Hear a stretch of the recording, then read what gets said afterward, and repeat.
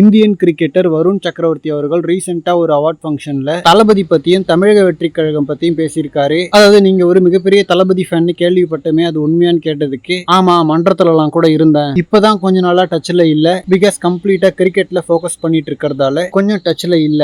தென் உங்களை தமிழக வெற்றி கழகம்ல எதிர்பார்க்கலாமா அப்படின்னு கேட்டதுக்கு இப்போதைக்கு ஃபுல்லா கிரிக்கெட் மைண்ட் செட்ல தான் இருக்கேன், மேபி ஃபியூச்சர்ல வேணா பார்க்கலாம் அப்படின்ற மாதிரி சொல்லியிருக்காரு. தென் உங்களோட ஃபேவரட் தளபதி டைலாக் ஏதாவது சொல்லுங்க அப்படின்னு கேட்டதுக்கு வாழ்க்கை ஒரு வட்டம், ஜெயிக்கிறவன் தோப்பான், தோக்கிறவன் ஜெயிப்பான் அப்படின்ற மாதிரி சொல்லியிருக்காரு. அண்ட் வருண் சக்கரவர்த்தி அவர்கள் ஒரு மிகப்பெரிய தளபதி ஃபேன்ன்றது ஆல்ரெடி தெரியும். அவரோட கையிலேயே தளபதியை டேட்டூவெல்லாம் போட்டிருக்காரு. அண்ட் இந்த விஷயம் தளபதிக்கும் தெரிய வந்து தளபதியுமே இவரை கூப்பிட்டு நேராலாம் மீட் பண்ணாரு. ஸோ இயக்குநர்கள்ல ரத்னகுமார் அவர்கள் எப்படியோ அதே மாதிரி கிரிக்கெட்டர்ஸ்ல வருண் சக்கரவர்த்தி தளபதியோட ஒரு மிகப்பெரிய வெறியன். அண்ட் தளபதியை வச்சு படம் எடுக்கிறதுக்காக நான் கதைலாம் எழுதி வச்சிருக்கேன் அப்படின்ற மாதிரிலாம் சொல்லியிருக்காரு. அதுவும் அந்த கதையை கேட்டா தளபதி அரசியலை விட்டுட்டு திரும்பவும் சினிமாவுக்கே வந்துருவாராம். அந்த அளவுக்கு ஒரு மாசான கதை அப்படின்ற மாதிரிலாம் ஃபன்னா சொல்லியிருந்தாரு. அண்ட் வருண் சக்கரவர்த்தி அவர்கள் கிரிக்கெட்டுக்கு போறதுக்கு முன்னாடி சினிமாவில தான் ட்ரை பண்ணிட்டு இருந்தாரு. ஈவன் ஜீவா படத்துல கூட ஒரு சின்ன ரோல்ல இவரை பார்க்கலாம். அண்ட் இந்தியன் டீம்ல இவர் ஒரு நிலையான இடத்தை பிடிக்கணும்னு சொல்லிட்டு விஷ் பண்ணிக்கலாம். ஓகே ஃப்ரெண்ட்ஸ், இந்த மாதிரி தளபதி பார்த்தீங்கன்னா ஹாட்டான அப்டேட்ஸ்க்கு நம்ம விஜய் ஃபோர்ட் சேனலை சப்ஸ்கிரைப் பண்ணுங்க. தேங்க்யூ.